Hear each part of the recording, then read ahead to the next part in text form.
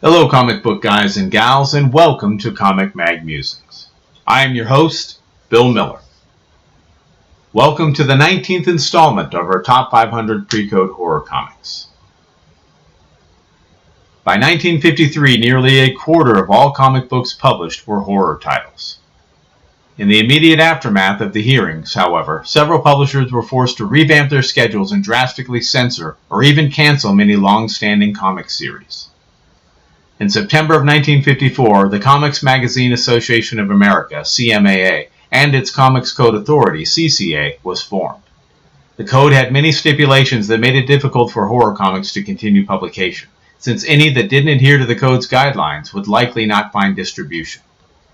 The code forbade the explicit presentation of unique details and methods of crime, scenes of excessive violence, brutal torture, excessive and unnecessary knife and gunplay, physical agony, gory and gruesome crime, all scenes of horror, excessive bloodshed, depravity, lust, sadism, masochism, scenes dealing with or instruments associated with Walking Dead or torture. Now, before we get to our comics, let's have a quick reminder of the criteria. The comics had to have been published prior to carrying the Comics Code Authority seal, and the title had to primarily be a horror title. Some of the eligible titles are from other genres, but they switch to a horror context for a period of time. Lastly, these are not necessarily either the most popular or the most expensive horror books. They are simply the best horror comic book covers, in my humble opinion. It was almost painful to rank numbers 140 to 121, but it was a visual treat. I made a series of 25 videos with 20 entries in each one, so please join me for the next 20 covers as we count down the top 500 pre-code horror comic book covers.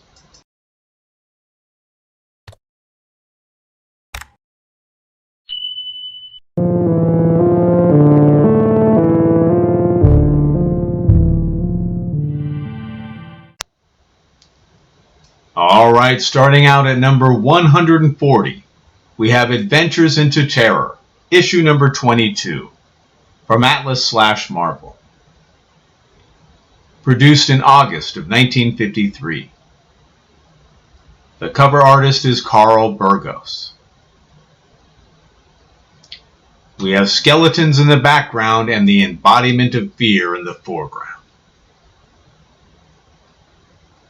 Bludgeoning us with number 139 is Ghost Comics, issue number 2, from Fiction House. Published at some point in 1952. The cover artist is Maurice Whitman. A beautiful painted cover that certainly bridges the gap between horror and good girl art. Oozing out of number 138 is Horrific, issue number 13, from Comic Media. Published in September of 1954. The cover artist is Don Heck.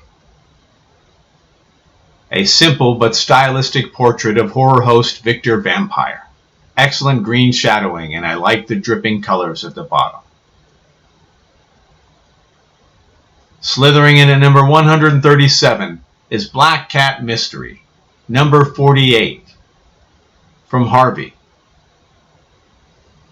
Out in February of 1954. Cover art duties handled by Lee Elias.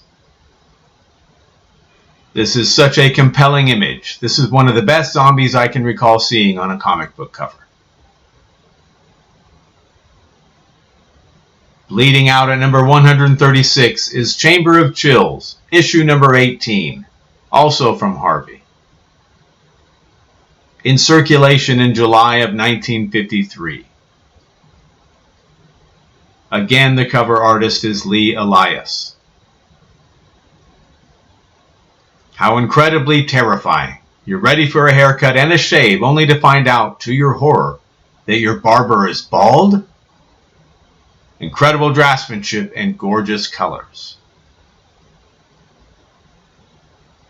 Hiding in the shadows at number 135 is Beware, issue number 7, from Trojan Magazines. Printed in January of 1954. Although we're not certain, the cover artist is believed to be Harry Harrison. What a creative monster. He looks both menacing and deeply sad at the same time. At number 134 is Haunt of Fear, issue number 17, from EC Comics.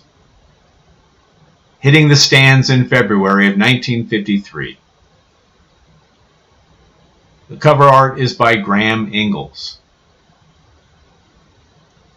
Quickly becoming a classic ghastly cover, he was a master at depicting rotting, decaying flesh.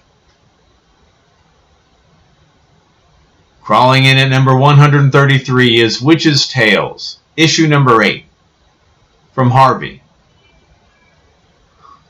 Published in March of 1952. The cover artist is Lee Elias. What a stupendous cover. The purple backdrop is gorgeous. From the Grim Reaper to the girl in bondage to the fantastic skeletons, it all works so well together. At number 132 is Marvel Tales, issue number 116, from Atlas/Marvel. Hitting the shelves in July of 1953. The cover art is by Joe Maneely. Move over, Jack Russell, and make room for the original Werewolf by Night. Appearing at number 131 is Adventures into Weird Worlds, number 6, also from Atlas/Marvel. Hitting the shelves in May of 1952. The cover artist is Bill Everett. The tried and true monstrous mirror reflection is in full effect. Skeletal hands, a unique beast, and a blonde aghast in horror. Spiriting in at number 130 is Weird Mysteries, issue number 9, by Stanley Morse. Produced in March of 1954. The cover artist is Bernard Bailey. A wonderful cyclops with razor-sharp teeth and gnarly claws is silently preying upon a scientist who seems to be lost in her work. Chopping away at number 129 is Worlds of Fear, issue number 9, from Fawcett. Published in April of 1953. Unfortunately, the cover artist is unknown. A disturbing, drowning cover featuring bright reds and muted greens. What monster hovers over? Slashing into number 128 is Mysterious Adventures, issue number 13, from Story Comics. Published in April of 1953. The cover artist is Dick Beck. Now, I do have a soft spot for giant skull covers. They are highly sought after by PCH collectors. This one has dynamic colors and a splendid contrasting dark blue backdrop. Fleeing into number 127 is Voodoo, issue number 12, from Farrell. Out in November of 1953. Though we're unsure of the cover artist, it is believed to be someone from the Iger studio. A woman in a red dress has a serious case of the hot foot as a diabolical witch holds the woman's feet to the fire. Screaming away at number 126 is Weird Mysteries, issue number 7, from Stanley Morse. In circulation in October of 1953. The cover artist is Bernard Bailey. Perhaps my favorite pirate cover. We have a salty peg-legged sea dog of the ghoulish variety, who seems to be very pleased with his booty of gold, jewels, and skulls. Stabbing away at number 125 is Tales from the Crypt, issue number 37. From EC Comics. printed in September of 1953. The cover artist is Jack Davis. An incredible zombie cover with an unsuspecting gravedigger who's about to get more than he bargained for. The moon frames the zombie's head perfectly. Stabbing away at number 124 is Astonishing, issue number 30, from Atlas/Marvel. Hitting the shelves in February of 1954. The cover art is by Joe Maneely. A classic cover with a powerful ray emanating from a pair of giant bloodshot eyes. The melting flesh is truly disturbing.